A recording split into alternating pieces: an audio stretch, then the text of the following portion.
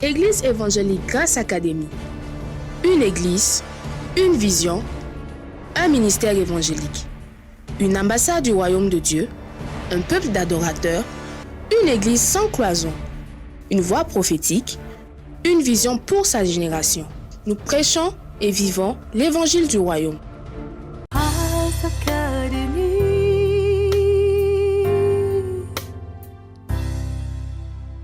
Si Jésus n'était pas né, nous allions être perdus. Peut-être qu'on n'allait même pas savoir compter. Parce que tout ce que tu sais dater, c'est à partir de sa naissance. Il est roi pour toujours. Son règne n'a pas de fin. Son sceptre est un sceptre de justice. Le sceptre, c'est l'attribut de la royauté. Il est assis à la droite du Père. Ce qui peut détrôner un roi, c'est la mort. Mais il a pris soin de vaincre la mort avant d'aller s'asseoir sur le trône. Donc son règne n'a pas de fin. Nous avons vu son étoile. L'étoile de Jésus se distingue parmi toutes les étoiles. Si des astrologues, même si toi qui n'as aucune connaissance en astrologie, tu es capable de distinguer une étoile parmi les milliards d'étoiles, c'est que cette étoile donne le sens à toutes les autres étoiles. C'est par cette étoile qu'on peut nommer et repérer toutes les autres étoiles. Les chercheurs, la science, ceux qui scrutent le ciel avec les plus gros télescopes disent qu'il y a au moins 400 milliards d'étoiles dans notre Voie lactée qui sont comptables, qui peuvent être comptabilisés parce qu'on ne peut pas voir toutes les étoiles malgré la puissance de la technologie. Mais l'étoile de Jésus s'est distinguée parmi toutes les étoiles. La naissance de Jésus se distingue parmi toutes les naissances. Oh, je ne veux pas que tu oublies que nous sommes à un anniversaire. Et c'est l'anniversaire de Jésus. Est-ce que tu peux dire à haute voix, joyeux anniversaire Seigneur Jésus? Parce que Noël parle aussi de son humanité. Avant d'être Jésus, il était le Fils de Dieu. Il était au ciel. Il a pris corps. Il s'est incarné. C'est pourquoi on l'appelle Jésus. Jésus, c'est son nom terrestre humain. Il a vécu. Il n'est pas une allégorie. Il n'est pas un accident de l'histoire. Et je voudrais vous rappeler ces événements. Matthieu chapitre 2, versets 1 à 2. Dis à ton voisin, on n'a qu'à lire au tableau pour que quelqu'un ne se trompe pas. Normalement, on doit pouvoir réciter ça par cœur. Mais voici ce qui est dit. Jésus étant né à Bethléem en Judée, au temps du roi Hérode, voici des mages d'Orient arrivèrent à Jérusalem. Verset 2, et ils dirent, où est le roi des Juifs qui vient de naître? Car nous avons vu son étoile et nous sommes venus pour l'adorer. Seigneur, tu es vivant. Ce que nous célébrons n'est pas dans le passé. Tu es actuel. Tu es présent ici. Nous venons avec tout le respect t'apporter notre reconnaissance. Nous commémorons ta venue sur terre. Tu es venu à cause de nous. Tu es venu quand nous n'étions pas encore prêts pour venir à toi. Merci pour cet amour. Merci pour la manifestation de ton amour. Reçois notre adoration au nom de Jésus. Amen. Reprenez vos places. Merci. L'événement qui s'est passé à Noël, à la naissance de Jésus, a attiré l'attention du ciel, a attiré l'attention de la terre, a attiré l'attention de toute la création. Il y a eu une manifestation au ciel. Les personnes ou les personnages célestes ont manifesté tels que les anges. Le trône de Dieu s'est réjoui. Quand les anges sont descendus, ils ont dit gloire à Dieu dans les lieux célestes. Donc je voudrais ouvrir une parenthèse ici pour dire que si tu n'adores pas Dieu, tu ne loues pas Jésus à Noël, au fait tu es en retard. Et Jésus ne va pas manquer de louange. Parce qu'il y a des anges qui sont descendus et qui l'ont adoré. Si tu es juif, je veux dire, si tu es chrétien, je veux dire, si tu es à Grâce Académie, je veux au fait dire, si tu me suis en ligne, et puis tu oublies d'adorer celui qui est né, qu'on dit Noël, qui est la raison de la saison, tu es en retard. Parce que Jésus est loué par les blancs, il est loué par les noirs, il est loué par les jaunes, il est loué par les rouges, il est loué dans tous les continents. Donc le fait que ta voix ne s'associe pas à la voix de ceux qui le louent ne diminue pas l'intensité, le volume, le son de sa louange. C'est pourquoi il y a eu, j'évoquais tout de suite les Juifs. Les mages n'étaient pas des Juifs. Ce que nous venons de lire, il s'agit d'autres personnes qui n'étaient pas au premier rang du salut. Ils n'étaient pas au courant. Mais le signe que Dieu a donné, puisque nous parlons d'étoiles ce soir, nous ne sommes pas en train de faire un cours d'astrologie, mais l'étoile parle des signes. Le signe que Dieu va donner. Et jusqu'aujourd'hui, Dieu donne des signes au monde. Il y a des gens qui refusent de voir les signes que Dieu donne. Des signes pour orienter ton attention, pour attirer ton attention, pour t'amener à te focaliser sur l'essentiel. Ne regarde pas aux guirlandes, ne regarde pas aux décorations, ne regarde pas aux autres manières de fêter. Lève les yeux, il y a une étoile. Et quand on voit son étoile, l'étoile indique toujours celui qui est né. La vedette à Noël, ce n'est pas l'étoile. Le personnage central, ce n'est pas l'étoile. Le personnage central, ce n'est pas la crèche. Le personnage central de Noël, ce n'est pas les animaux. Le personnage central, ce n'est pas ta nouvelle robe. Ce n'est pas ton nouveau costume. Ce n'est pas ce que tu as prévu, et ça je le sens. Ce n'est pas ce que tu as prévu faire après le culte. Parce que tu es assis ici, tu es en train de regarder l'heure et Dieu te voit.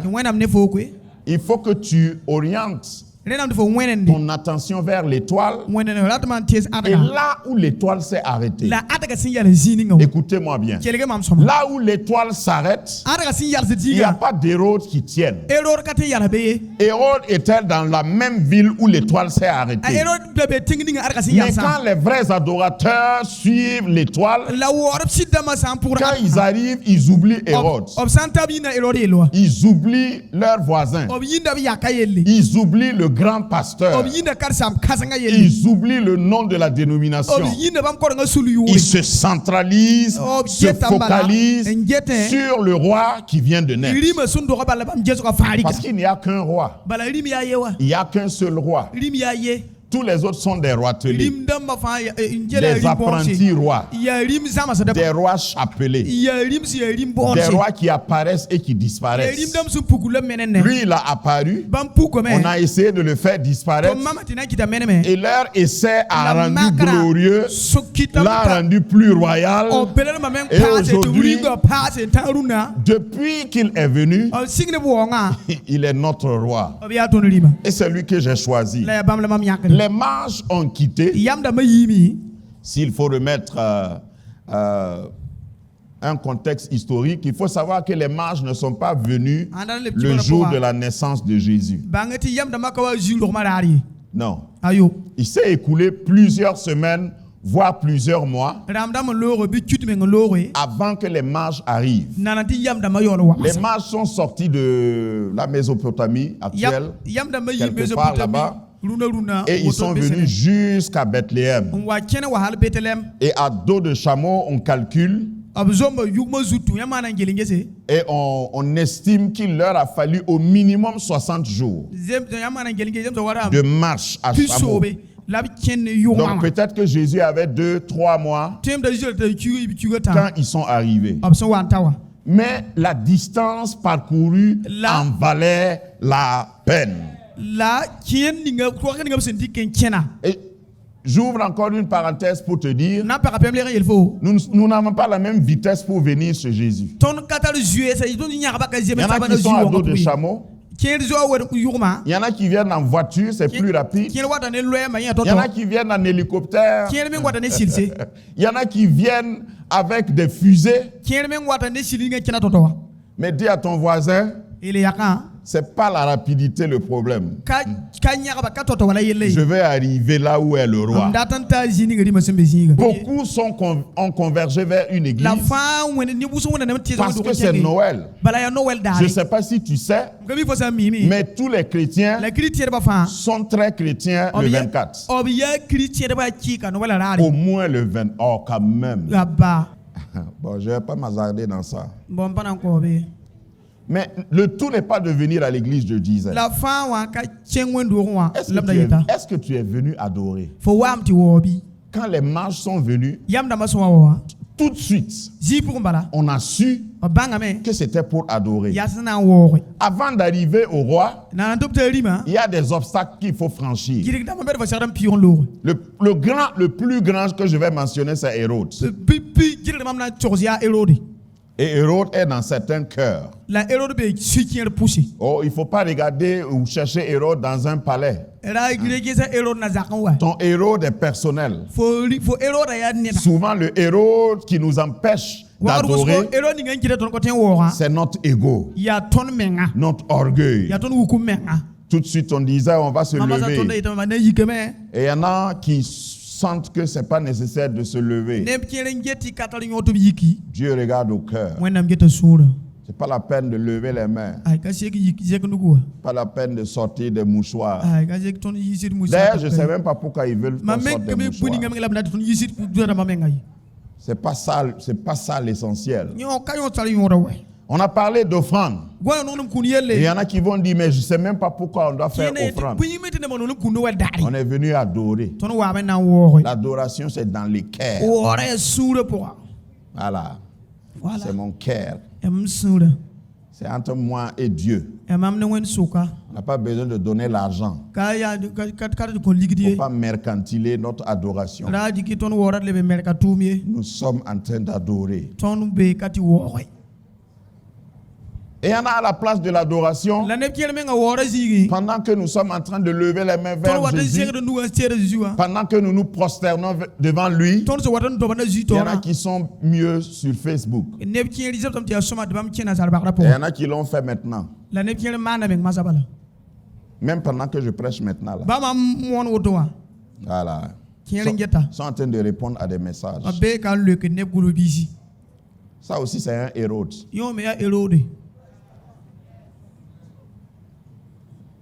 J'ai l'habitude de dire, vous savez, il y a le ciel aussi a ses caméramens. Le trône de Dieu a des reporters. C'est vous qui avez des quais ici là. C'est la maison de qui? Hein? Donc Dieu filme. Ces caméras sont braquées. Ton ami, ton faux ami Facebooker que tu as regardé tout de suite là, en commentant, qui n'avait rien à voir avec l'adoration, le ciel prend note. Et j'ai comme l'impression, pour davantage te provoquer, que les anges viennent là où on adore. Tu ne peux pas être associé d'un ange si tu n'es pas adorateur. C'est pas possible. Tu ne peux pas être associé du programme, de l'agenda du ciel si tu n'es pas adorateur. Quand les anges les mages ont adoré, ils ont eu une révélation.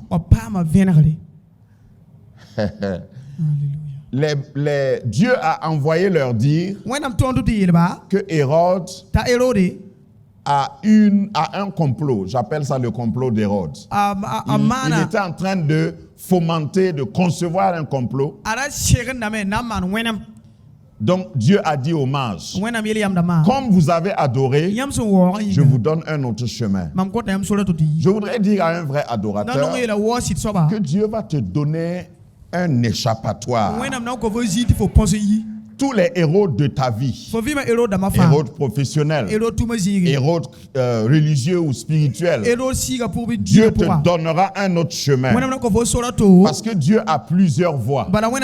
Tu vas passer par un autre chemin avant que Hérode ne sache. Tu es arrivé chez toi. Noël était inscrit dans le plan de Dieu. Au fait, Noël n'a pas commencé dans le Nouveau Testament. Noël a commencé dans l'Ancien Testament. Noël a au fait commencé en Éden. Dans le jardin d'Éden. Dans Genèse chapitre 3 verset 15, dès que l'homme a péché, parce que dans le récit de la création, il y a eu seulement l'âge de l'innocence, comme la dispensation de l'innocence, n'a duré que 2 chapitres. Selon le récit biblique. À partir de Genèse 3, nos ancêtres ont péché. Le premier homme et la première femme. Et Dieu a immédiatement intervenu. Je croyais que tu allais dire Amen. Si Dieu n'avait pas intervenu, puisqu'il n'était pas obligé d'intervenir, Noël a commencé en Éden. Et Dieu dit, au verset 15, Genèse 3, 15, je mettrai inimitié, il parlait au serpent. Un petit clin d'œil à tous ceux qui aiment les serpents.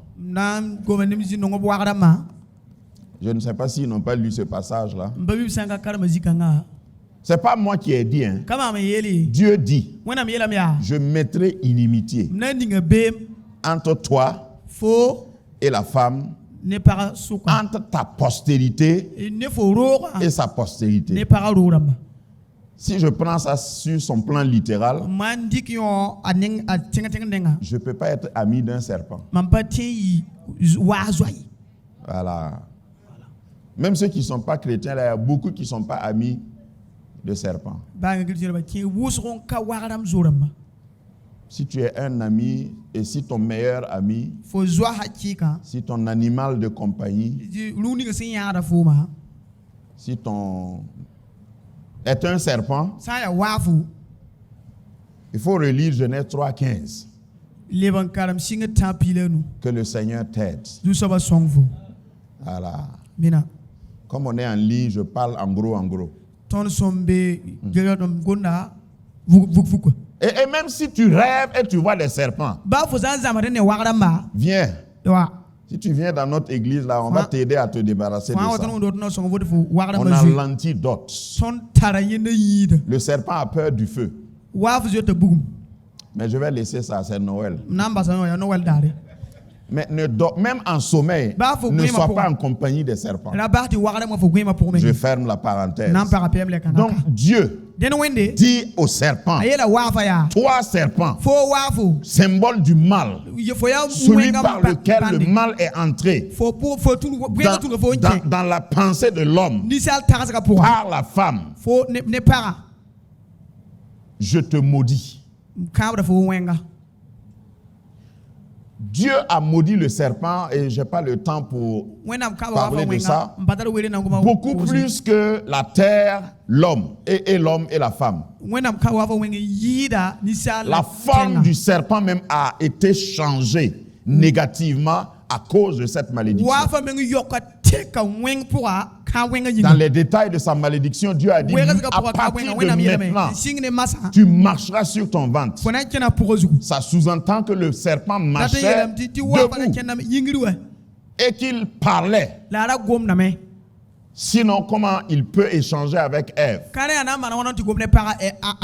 Donc, le serpent que tu vois aujourd'hui là, c'est sa dernière version. Sinon, sa première version était meilleure. Et voilà ce que Dieu dit. Je mettrai inimitié entre toi et la femme et ta postérité et sa postérité. Celle-ci t'écrasera la tête et tu lui blesseras que le talon. Moi, je mets que. Et j'ai l'habitude, quand je lis ce passage, je dis toujours, même avec un talon blessé, je peux arriver quand même à la maison. Pourquoi tu as peur du diable? Il ne peut que te blesser le talon. Dans chaque épreuve, ma Bible me dit que Dieu pourvoira une porte de sortie. Dieu mettra un frein. Dieu mettra une limite. Il te blessera le talon. Mais moi, à mon tour, en tant que postérité de la femme sur le plan humain, si un serpent me blesse le talon, ce serpent doit fatia. Il doit mourir.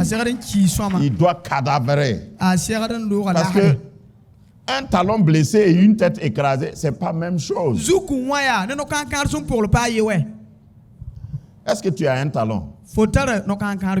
Il va te blesser un talon. Mais comme tu as deux talons, avant de partir, avant de quitter là où il est, il faut l'écraser. Je déclare sur la base de cette promesse que tout serpent qui s'hasarde à te blesser le talon, que sa tête soit réduite en poudre. Écrase sa tête avec ton talon parce que Christ est venu pour ça. Bien, merci. Asseyez-vous. Lorsque maintenant dans le sens spirituel et prophétique, Dieu dit la postérité de la femme. En réalité, une femme n'a pas de postérité. La femme reçoit la semence. Elle garde la semence et la semence devient... Une femme à elle seule ne peut pas générer une semence. Dans les termes, dans l'explication, une postérité, c'est une semence. Donc quand Dieu dit la postérité de la femme, il parlait en réalité de Jésus. Il parlait en réalité de Christ. Parce que Christ n'a pas été conçu avec la semence d'un homme. C'est pourquoi il est appelé la postérité de la femme. La seule fois dans l'histoire, humaine où une femme toute seule a conçu sans le concours d'un homme. Et un enfant est né. Et il était bien né. Et il était normal. Et il a grandi. C'est dans l'histoire de Jésus. Il y a des femmes qui accouchent et qui disent: je ne suis pas sûr de qui est l'enfant, le père de l'enfant. Mais il a un père quand même. Et même sans ADN, si on prend sa photo, on se promène dans le quartier, on va voir son papa. Mais Jésus ne ressemblait pas à Joseph. Ça là, c'est tout un enseignement que je peux faire. Si tu prenais Jésus et tu veux chercher son papa, il faut que tu lèves les yeux vers le ciel. Parce que sur la terre, il n'y a pas sa photo. La postérité de la femme. Et c'est à cause de la postérité de la femme qu'aujourd'hui, en fait, le mystère de la régénération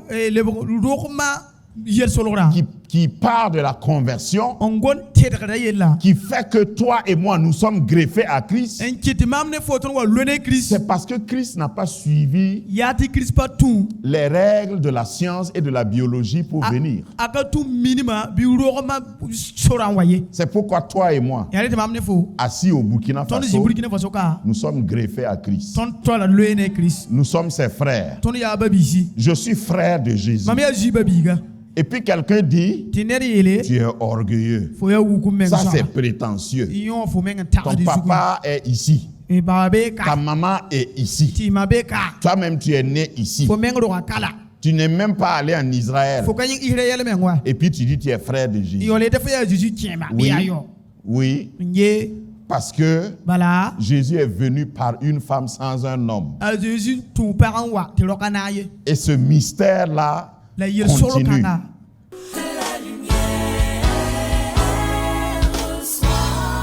Que ta lumière soit